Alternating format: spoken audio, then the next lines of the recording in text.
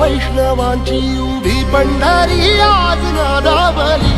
तुझे नाव ओठी तुझे रूप ध्यानी जीवाला तुझी आस गा लागली जरी बाप साऱ्या जगाचा परी तू आम्हाले कराची